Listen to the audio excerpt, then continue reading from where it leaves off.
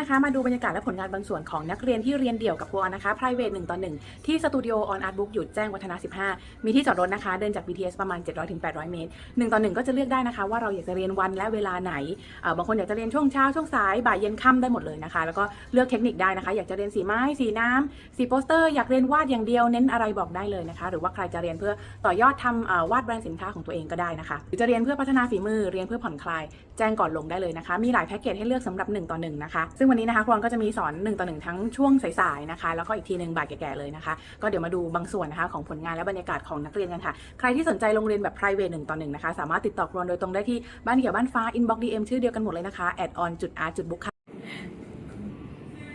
ทยอยมาไม่รีบ